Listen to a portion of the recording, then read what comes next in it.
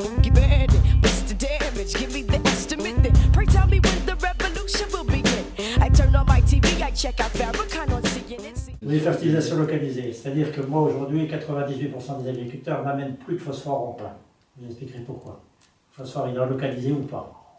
Le phosphore en plein, je ne sais pas à quoi ça sert. Donc je ne sais pas à quoi ça sert, j'en ai pas. Je vous expliquerai un peu, c'est simple à comprendre, mais je peux vous le dire dès maintenant.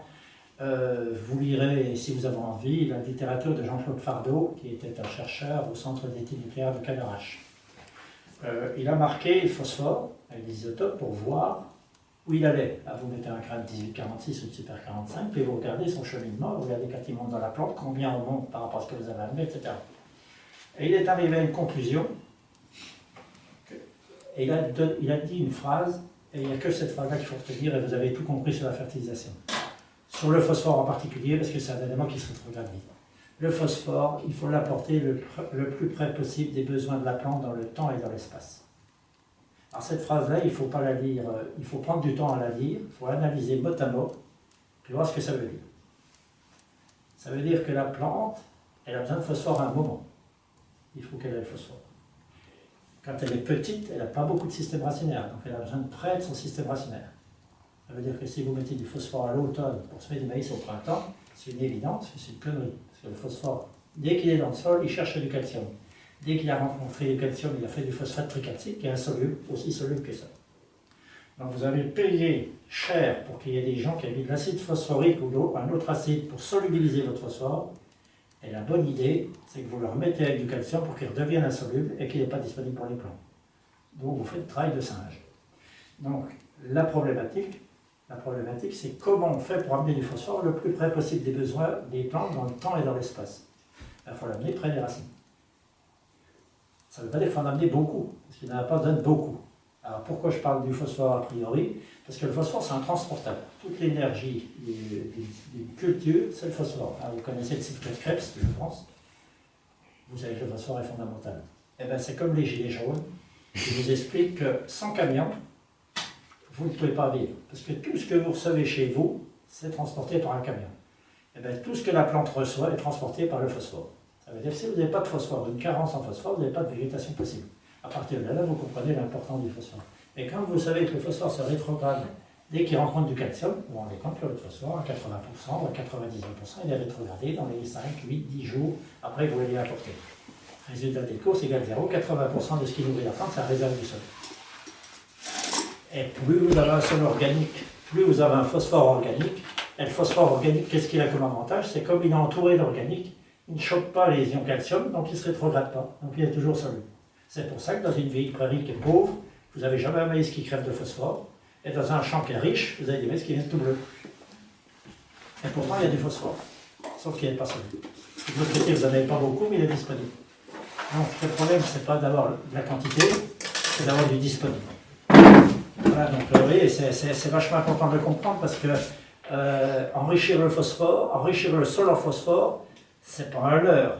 C'est pas un leurre parce que quand il n'y en a pas, mais je pense que vous êtes indéhissables, et puis vous avez 5% d'argile, évidemment, si vous n'avez pas de phosphore, vous n'avez pas. Mais dans 80% des sols, vous avez 2000 unités de phosphore en stock et vous n'en avez pas 22 disponibles.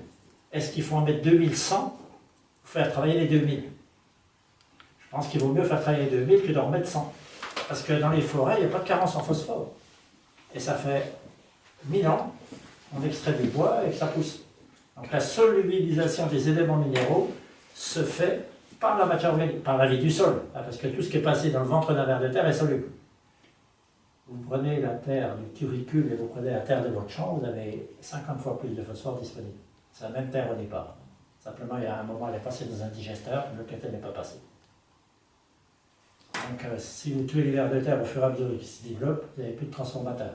Si vous avez des champignons, des bactéries, même eux, vous les tuez. Vous voyez bien que la fertilité, vous l'obtiendrez que par un système qui est maîtrisé, c'est-à-dire la vie du sol. 98% de la fertilité sera produite par la vie du sol et pas par vous. Alors vous amenez des accessoires, et vous ne pouvez pas remplacer la fertilité des sols naturels. Donc c'est vachement important de comprendre ça. Et c'est là que on se dit que de toute façon, si on travaille le sol, on casse ce système-là. On casse parce que vous voyez qu'une galerie de vers de terre, elle est structurée pour 3 ans. Si tous les 3 ans vous allez casser, le ver de terre au bout d'un moment, il replie l'ego. Hein. C'est pour ça qu'on n'a plus de ver de terre.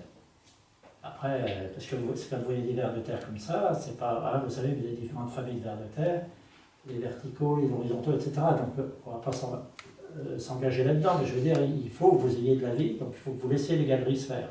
Et les galeries de fer, c'est ça, les galeries faites, c'est ça qui va vous donner l'aération. Puis après, vous aurez des champignons, enfin en même temps, des champignons et des bactéries qui vont vous faire un autre travail.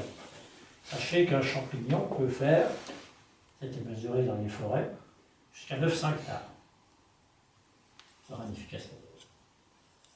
Ça veut dire c'est gigantesque, bon je ne dis pas, on considère 15 mètres. Et dans les forêts, vous savez que la forêt, les arbres communiquent entre eux grâce aux champignons. Et vous savez que vous avez des champignons qui sont à l'intérieur des racines et qui intercommuniquent entre eux. Alors ils servent à ça, ils servent à solubiliser des éléments, ils servent aussi à lutter contre les maladies. Parce que quand vous avez un champignon, vous n'en avez pas un autre, et l'équilibre des sols est lié à la vie.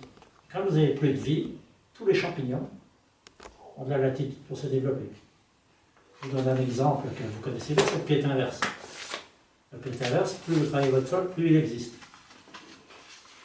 Et moins vous le travaillez, moins il existe. Pourquoi? Parce que vous avez un champignon qui devient concurrent des autres champignons. Et plus vous semez profond, plus vous avez de champignons, plus vous êtes piétin.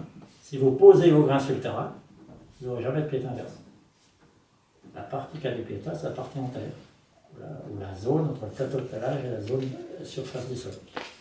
Et vous amusez à mettre des grains à la volée sur le terrain, vous allez vous apercevoir que vous n'avez pas de piétin, même si vous avez la parcelle à côté, ou dans la même parcelle. Donc vous voyez que ce n'est pas une fatalité tout ça. Le piétin, moi je vais vous dire, sur les agriculteurs que je conseille depuis 20 ans, on ne travaille plus le piétin depuis mettons 20 ans. On ne met plus d'anti-piétin, il n'y en a pas. Donc la maladie, c'est pas une fatalité. Hein, je veux dire, c'est comme si vous vivez qu'avec des gens qui ont la grippe, vous finirez par avoir la grippe, même si vous êtes bon et puis vous faites attention à bien vous alimenter, au bout d'un moment vous allez la choper. Donc le milieu, il est vachement important. Donc le milieu, c'est vous qui le faites ou qui le faites. Voilà un peu les cultures qu'on a mis en place pour arriver à essayer de maîtriser les facteurs. Donc vous voyez, un blé, un colza, un maïs, un soja. Alors ça, dans les zones comme ici, c'est idéal. Et d'un point de vue agronomique, c'est idéal. Si vous arrivez à faire un quart de chaque, c'est pas facile, hein, c'est même impossible. Mais voilà, ça permet de résoudre beaucoup de problèmes. Alors, chez les agriculteurs suivants, il y a de l'orge d'hiver. Alors, l'orge d'hiver, je suis un peu allergique à cette culture-là. Pourquoi? Parce que c'est une culture qui a des exigences en azote énormes à l'automne, beaucoup plus que le blé. Et chez les gars qui ont déjà des problèmes de déficit en azote, c'est la culture qui se fait pénaliser toute seule. Hein, dans la mesure où on n'a pas l'obligation de faire de l'orge, il faut peut-être essayer d'en sortir. En plus, si on a des soucis herbicides, c'est pas la culture la plus facile à désherber. Donc, voilà. Oui, alors je marque 40% de fumier en surface. J'ai entendu qu'il y avait des éleveurs. Donc, vous pouvez prendre du fumier sur vos cultures toute l'année. Je ne vais pas dire 300 jours par an. Mais par exemple, sur du blé, de septembre jusqu'à mars, vous pouvez du fumier dans les blés. Ça ne pose aucun problème. Et vous pouvez rouler dans tous les champs semés avec des épandeurs de fumier. Ça ne pose aucun problème, ou de lisier. J'ai un agriculteur là dans le groupe qui épand de la ferme là, qui est dessous, elle n'est plus de cette taille aujourd'hui, mais il passe avec 48 tonnes en charge. Et il épand du lisier, je vais vous dire, 10 mois par an. Dans toutes les cultures. Pourquoi? Parce que, et ça peut faire peur à d'aucuns, en disant, moi je ne peux pas rouler, ça va tout écraser. Sachez une chose, c'est que si vous ne travaillez pas votre sol, vous ne pouvez pas tasser votre sol. Pourquoi? Parce que si vous voulez, je ne sais pas si c'est là-dessus, mais je vous le montrerai, la composante d'un sol, c'est de l'argile, du calcium, de la matière organique, etc. Sauf que la différence entre un sol travaillé et un sol pas travaillé, c'est la structure. Et je l'explique de manière simple pour que ce soit facile à comprendre. Vous avez du sable et du ciment. Si vous faites un tas de sable, un tas de ciment, vous roulez dessus, vous l'écrasez, on est d'accord. Si vous faites des agglos, vous avez des parties portantes et des parties creuses. Et si vous roulez sur l'agglo, il ne s'écrase pas. Et c'est la même composante que le sable et le ciment. On est d'accord au départ. Sauf qu'il y en a qui est structuré portant, il y en a qui n'y est pas. La différence entre un sol qui est en suivi direct et un sol qui n'y est pas, c'est cette différence-là. Donc c'est pour ça qu'une fois que votre sol est structuré, il est portant. Un tube de verre de terre, il est portant sur 4 mètres de profond. C'est comme si vous avez mis des pieux tous les 20 cm. Alors, ce n'est pas des pieux qui tiennent 5 tonnes, sauf que vous en avez tous les 20 cm. Donc, ils créent la portance. Et ceux qui ont compris ça bien avant les agriculteurs, c'est les gens qui construisent les routes. Vous avez peut-être remarqué, ils tassent, et derrière le tassement, ils passent un ripper. Ils retassent, ils passent un ripper. Parce qu'ils ont compris une chose, c'est qu'il fallait démonter ça pour pouvoir tasser. Donc ils font ça et après ils tassent. Tant que vous avez ça, vous pouvez rouler avec le pot que vous voulez, vous ne tasserez jamais. Si vous voulez tasser là, mais vous ne tasserez pas en profondeur. Donc il faut démolir vos structures pour pouvoir tasser. C'est ce que font les agriculteurs avec la fameuse charrue, Lincoln et compagnie, et sous-soleuse. Donc vous comprenez bien, le problème du tassement, c'est une vue de l'esprit, ça. On ne tasse pas. Et aujourd'hui, vous avez un tas de gens qui passent en direct et ils achètent des gros pneus. Ils auraient bien fait de les acheter avant, parce qu'ils n'en ont plus besoin, des gros pneus. Si vous ne tassez plus. Moi, je dis pas que c'est une connerie, mais je veux dire, s'il y avait bien une priorité, c'est là quand on travaille, c'est pas quand on s'arrête de travailler. On va un peu à l'envers, on dit, le gars, il ne va rien acheter, il ne va plus acheter de charrue, donc il va se dépêcher de vendre des pneus, parce qu'au moins, ça sera toujours quelque chose de vendre des pneus. Sauf qu'il en avait moins besoin. Il en avait moins besoin. Vous voyez le problème. Et ça, vous pouvez le remarquer et l'essayer chez vous. Il y a un exemple qui est simple, vous avez votre champ, vous avez l'accotement. Quand c'est humide, vous n'avez pas envie d'enfoncer, vous roulez sur l'accotement. Quand c'est humide, ça porte. Et dans votre champ juste à côté, les 20 cm à côté, ça ne porte plus. Et c'est la même paire. Et l'importance, on avait fait de la récupérer. Donc pensez bien à ça. Pourquoi je dis ça? Parce que le fumier, c'est une denrée qui est efficace dans la mesure où elle est fraîche. Et aujourd'hui, on a vendu une machine qui s'appelle le composteur. Vous savez, pour mélanger les tas de fumier. Alors on a dit, au gars, c'est vachement intéressant parce que votre fumier est décomposé, puis d'autre part, ça vous fait moins de tonnes à transporter. Vous savez pourquoi vous avez moins de tonnes à transporter? Parce que vous avez brûlé. C'est comme si je vous disais, dans votre fourneau, vous avez du bois, ça fait du travail. Il y a une solution, vous mettez du charbon de bois. Donc vous brûlez déjà votre bois une fois, puis après vous mettez du charbon. Effectivement, ça fait moins de poids, et vous avez perdu la moitié de votre bois, l'énergie de votre bois. Puis vous pouvez même aller plus loin, vous mettez la cendre. Ça fait encore moins de transport, ça fait encore moins d'énergie. Donc toute l'énergie que vous avez brûlée en aérobie, elle est plus pour nourrir votre sol, parce que la matière organique, elle est là pour nourrir votre sol, elle n'est pas là pour nourrir vos plantes. Elle nourrit votre sol, vos vers de terre, vos champignons, vos bactéries, qui eux vont nourrir la plante. Donc vous comprenez bien que si vous le faites à l'extérieur, vous ne le faites pas à l'intérieur. Donc ce qu'il faut faire, c'est que votre fumier, vous l'avez dégagé de votre stabulation, vous allez l'épandre la semaine d'après, si ça vous arrange, dans 10 jours, dans 15 jours. Faire mourir les graines par la fermentation, je ne vais pas vous dire que c'est une vue de l'esprit, mais les méthaniseurs, par exemple, on leur dit, dans la mesure où vous avez méthanisé, vous n'avez plus de problème de mauvaises graines. Sauf qu'on a fait des banques témoins. Un gars, celui qui est pas une rame de 15 mètres, à 15 mètres 50, il n'y a pas de mauvaises herbes. Donc elles sont bien dans le digesteur. Donc à un moment, il faut bien comprendre ça. Il faut monter la température à plus de 80 degrés si vous voulez détruire les graines. Donc qui est-ce qui le fait? Personne. Donc on brûle le carbone sous prétexte parce qu'on veut diminuer les graines. Et ce qu'on fait surtout, c'est qu'on perd la fertilité. Donc il faut arrêter ça. Puis comme ça, vous prenez le fumier, il est dans votre épandeur, vous le mettez dans le champ. Vous arrêtez de le poser, de le recharger, de le poser, de le recharger, parce que ça occupe, mais ça ne rapporte pas. Dans ces conneries. Le fait de faire du direct, on n'a plus ces phénomènes de tranchées. On a plutôt moins de racines. Mais il faut savoir qu'une racine de blé, ça va à 2,50 m, une racine de soja, ça va à 3,50 m, 4 m, voire plus. Donc de toute façon, espérer que les racines n'iront pas au drain, c'est un vœu pieux. À un moment, il faut arrêter de croire ça. On va chercher à développer les systèmes racinaires. Donc, moi, je ne suis pas en train de dire que le drainage ne sert à rien, mais je dirais, par expérience aujourd'hui, que les gens qui sont passés en direct, qui ont complètement arrêté de travailler, ont beaucoup moins de problèmes de bouchage de drain que ceux qui travaillent. Ça, c'est très clair. Je pense que le fait de faire de la terre fine entraîne des limons vers les drains et crée des problématiques autres que les racines. Et les bouchons ne sont pas qu'avec les racines. Je dirais que de toute façon, vous avez un milieu. Si vous êtes en vrai, vous avez des champs humides. Alors, vous aurez un problème d'excès d'eau. Donc il faut attendre le ressuyage, mais comprenez une chose, c'est que quand vous ne travaillez pas votre sol, vous n'êtes pas en mesure de semer le jour où votre voisin qui laboure travaille. Pour une raison simple, c'est que lui, il enlève l'eau en travaillant. Il dépense de l'argent pour faire partir l'eau. Donc vos 3 cm de terre sont moins secs, donc il vous faudra 2 jours ou 3 jours de plus. pour rentrer surtout au début. Plus vous allez aller, moins ça va être le problème. Parce qu'au départ, vous êtes dans un vrai sol. Après, vous n'êtes plus dans un vrai sol, après, vous êtes dans un milieu de turricule. Parce que si votre sol travaille bien, vous allez gagner en gros 1 cm à cm de turricule annuel. C'est-à-dire qu'au bout de 10 ans, vous avez 10 cm de turricule. C'est-à-dire que vous n'êtes plus dans le sol maigre, vous êtes dans les turricules. Et dans les turricules, vous semez, je ne vais pas dire comme vous voulez, mais vous semez comme vous voulez. Oui.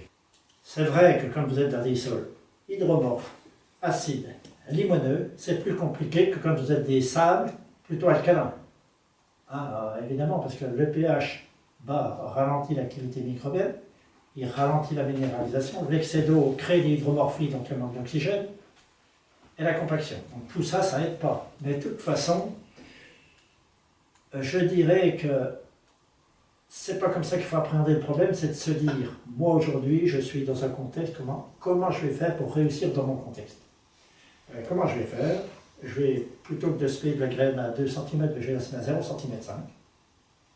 Et je n'aurai pas d'outil qui va aller au-dessous d'1 cm. C'est-à-dire si j'ai un disque, il ne va pas aller à ça pour semer à ça, parce que si vous êtes en sol humide, que vous faites ça, qu'est-ce qui se passe dans votre sillon? Là, vous avez mis de l'eau, et comme vous avez lissé les côtés, vous avez créé une rigole pleine d'eau, un drainage artificiel, et l'eau elle reste là-dedans. Comment voulez-vous que les racines se développent dans la flotte? Vous allez faire pourrir vos grains, et en plus, vous allez attirer des animaux qui aiment bien ce milieu-là, c'est la limace. Donc vous allez mettre des limaces et vous allez empêcher les racines de se développer. Et vous allez insolubiliser le phosphore par l'hydromorphie. Donc vous voyez bien que moins vous en faites, mieux c'est. Et c'est vrai que quand on est laboureur, on a cette idée inverse que plus on en fait, mieux c'est. Et je dis souvent aux agriculteurs, ne vous mettez pas à la place des racines, vous n'êtes pas des racines. Parce que le gars il dit si j'étais racine, il aimerait mettre dans la terre fine. Mais la racine n'a rien demandé. Vous comprenez ça? Elle n'a rien demandé, elle a l'habitude de vivre dans un sol stabilisé, structuré, pas dans un sol qui bouge et qui se tasse en permanence. Le sol il doit être stable et la racine elle doit pouvoir se construire parce qu'au bout de l'avancée des racines, c'est de la gélatine, c'est pas une aiguille. Donc cette gélatine elle a du mal si ça se casse, si ça se détruit. Par contre si c'est stable, elle avance plus régulièrement et de façon plus homogène. Je dis sous forme de plaisanterie que pendant 25 ans, les intelligents disaient que si vous ne travaillez pas votre sol, si vous travaillez votre sol comme ça, les colzas ils font des pivots horizontaux, et si vous travaillez votre sol, ils font des pivots verticaux. Alors je dis que pendant 1000 ans, les colzas ils ont fait des pivots horizontaux, ils sont arrivés le labour, ils ont fait des pivots verticaux, et voilà les semoirs en direct, et voilà qui vont faire des pivots horizontaux, il va falloir s'habituer, mais c'est quand même la réalité. Hein.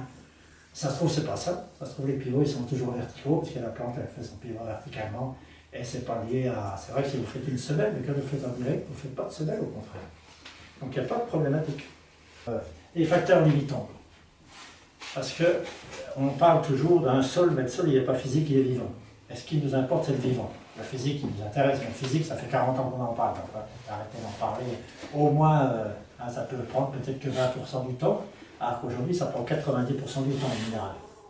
Et 80% de la fertilité, c'est l'organique. Donc il faudrait passer 80% du temps à parler de l'organique et 20% du temps à parler du minéral. À vos analyses de sol, vous avez vu, vous avez une énorme page comme ça qui vous parle du phosphore, de la potasse, etc. Vous avez une toute petite rubrique qui vous parle de la matière organique. Alors que vous devriez avoir une page longue comme ça qui vous parle de la matière organique et une toute petite rubrique qui vous parle des minéraux. Et ça, ce serait représentatif de ce qu'est la fertilité. Et vous voyez qu'on est un peu à l'horaire, pour raison simple, c'est que vous achetez du phosphore, de la potasse, de la magnésie, mais vous n'achetez pas du fumier. Et puis vous en avez chez vous, ça normalement. Si vous avez besoin de matière végétale, vous n'allez pas l'acheter, vous allez imaginer la produire, sinon vous allez fatiguer. Alors oui, donc je vous inscris les facteurs limitants qui sont quand même importants à comprendre. Donc le sol, l'excès d'eau, les calcaires actifs, parce que si vous n'avez pas de calcaire actif, ça va quand même être compliqué. La matière organique fraîche, donc la matière organique qui ne s'est pas décomposée pendant 20 ans, elle ne vous fera plus rien. Elle est bonne, elle n'est pas bonne, elle est stable, mais bon, de toute façon c'est foutu. Donc il vous faut de la matière organique. Et puis le problème de la dégradation des structures, parce que c'est sûr que si vous avez fait des ornières tous les 50 cm, de 40 cm de profond, et que vous dites, je vais aller, il y a peut-être un souci quand même à régler avant. Donc tous ces facteurs-là, il faut quand même les regarder. Alors l'excès d'eau, je pense qu'il est lié au travail du sol. Bon, il y a les sols hydromorphes, il y a les sols moins. Mais le travail du sol résout une grosse partie des vers de terre, vous évacuez des milliers de mètres cubes d'eau, s'il y en a. Mais il faut qu'il y en ait.